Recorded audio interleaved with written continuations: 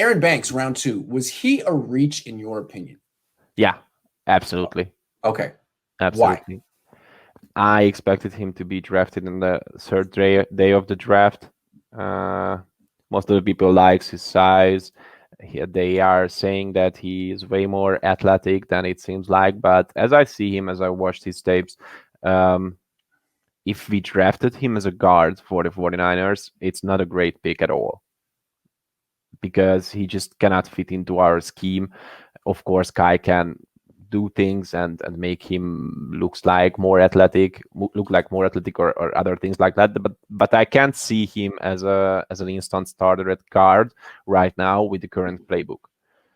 But I have a I have another perspective. I see him as a future offensive tackle because that guy was huge when protecting QBs in college. So if I remember well, he gave up just 2 sacks during his whole career. Yep.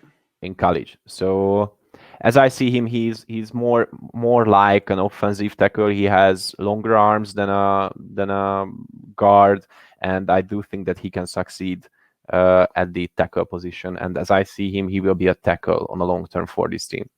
And if that's going to be true, then this pick worth way more in my eyes than it's worth right now. I think the Niners took this guy because all the good corners were gone. And basically their choice. I mean, the thing that's interesting about this guy is on CBS, he was ranked 106. On NFL.com, he was ranked 48, which is exactly where the Niners took him. So it seems to me that media didn't like him. He probably didn't test well. Probably wasn't that fast in his testing or whatever. But it seems like the league likes him. And I'm sure Notre Dame liked him and gave him good reviews. And I think the Niners trust those coaches. I don't know why, though, because they probably like Mike McGlinchey, too. But here's the thing. Notre Dame does have a good track record producing offensive linemen, Mike McGlinchey notwithstanding. So they may feel more confident taking someone with that pedigree than someone like Quinn Miners, who played at a Division II school or whatever and then had a good Senior Bowl. So I could see them saying, like, hey, well, the media wasn't on him, but the league was. It was actually a fair place to take him. And, you know, he doesn't necessarily fit the traditional outside zone. But I feel like the Niners are doing that less and less. Like last year, since teams were loading up to set the edge against him, they did a lot of between the tackle stuff with Jeff Wilson Jr. Now they're bringing in Trey Sermon. Now they got a quarterback who they're going to run the zone read. They might be attacking people between the tackles more next year. And maybe that's the idea. Because when you run the zone read, it's really you get that double team with the center and the guard, and it seems like this guy can push the hell out of a defensive tackle. So maybe that's the vision for it. Because, I mean, Kyle knows what he wants. I can't imagine him taking an offensive tackle who doesn't fit his run scheme, and he's, like, surprised by it. You know, I think he knows exactly how he wants to use this guy. I kind of like – I got to be honest. I like the offensive line picks a lot. And you disagree with me on Trey Lance, so I'm just going to disagree with you, but I respect your opinion, Botond. You know that. I know. All right, so you can give it a grade. Well, right now I must say that it's a C- or a D for me. I don't like this pick at all.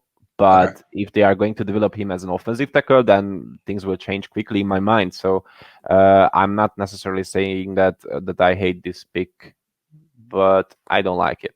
Fair enough. I don't like it. I think that there were also some great players in the second round, which we could have drafted during the draft. So I'm a bit disappointed with this pick, but I understand.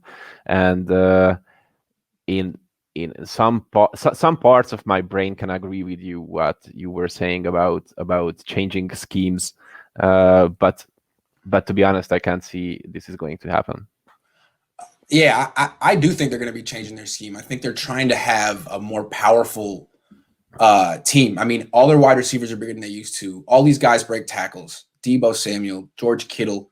I think what they're trying to do is have guys who can finish the game the way like Leonard Fournette did in the Super Bowl. Because Kyle's 0 for 2 in the Super Bowl, and both times he had a lead and couldn't just run the ball.